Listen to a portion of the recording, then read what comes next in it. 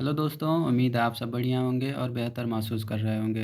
हम लोग पढ़ रहे हैं DLA चतुर्थ सेमेस्टर लेसन प्लान और आज हम लोग देखेंगे DLA चतुर्थ सेमेस्टर लेसन प्लान 11 के बारे में। तो आइए सबसे पहले ऊपर पाठ योजना संख्या लिख लेते हैं 11।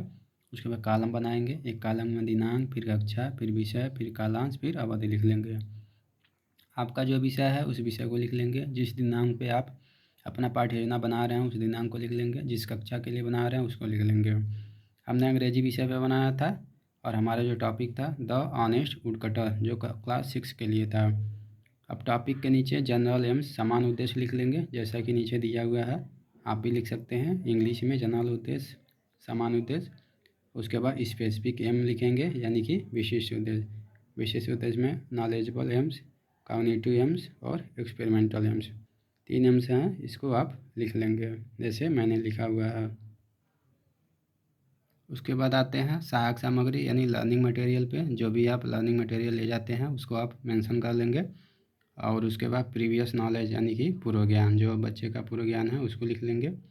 और उसके बाद इंट्रोडक्टरी क्वेश्चन यानी प्रस्तावना प्रश्न निकलवा लेंगे। आप देख सकते हैं मैंने the honest would cutter topic पे इंट्रोडक्टरी क्वेश्चन निकाला हुआ है, आप भी इसी तरह से निकाल सकते हैं। उसके बाद नीचे आएंगे स्टेटमेंट ऑफ एम, ठीक है ना, इसको लिख लेंगे। Student today we will study about the honest woodcutter. बच्चों आज हम लोग ईमानदार लकड़हारे के बारे में अध्ययन करेंगे। उसके बाद प्रेजेंटेशन यानी प्रस्तुतिकरण शुरू करेंगे, जिसके लिए 3 कॉलम बनाएंगे। एक में टीचिंग पॉइंट शिक्षण बिंद, दूसरे में पीपल टीचर्स एक्टिविटी और फिर लास्ट में स्टूडेंट्स एक्टिविटी। तो आप देख सकते हैं कैसे प्रेजेंटेशन मैंने किया है इंग्लिश सब्जेक्ट्स पे। आप भी उसी तरह कर सकते हैं। कौन कौन सा मेथड का इस्तेमाल हो रहा है, तो मॉडल रीडिंग का और लाउड रीडिंग का। फिर आप एक्सप्लेनेशन देंगे, जिसको स्टूडेंट क्या करेंगे, साइलेंटली इसको लिसन करेंगे यानी कि सुनेंगे। आप भी इसी तरह से अपना एक्सप्लेनेशन तैयार कर सकते हैं जैसा मैंने किया हुआ है। उसके बाद आप इवैल्यूएशन प्रश्न यानी मूल्यांकन प्रश्न 2 से 3 पूछ लेंगे, जैसा कि मैंने पूछा हुआ है।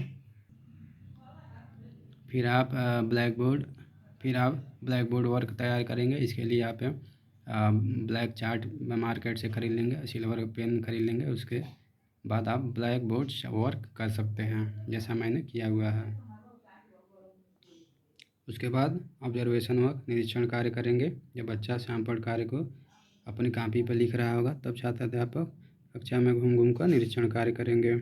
उसके बाद लास्ट में आप बच्चे को होमवर्क यानी कि गृह कार्य दे देंगे, जैसा कि मैंने दिया हुआ है। इस तरीके से आपका इंग्लिश सब्जेक्ट्स पर पाठ्य योजना बन के तैयार हो जाएगा। उम्मीद करते हैं आपको इंग्लिश सब्जेक्ट पाठ्य योजना अच्छा लगा होगा। आप अपने दोस्तों तक भी शेयर कर लेंगे ताकि वे भी इस पाठ्य योजना को लिख सकें।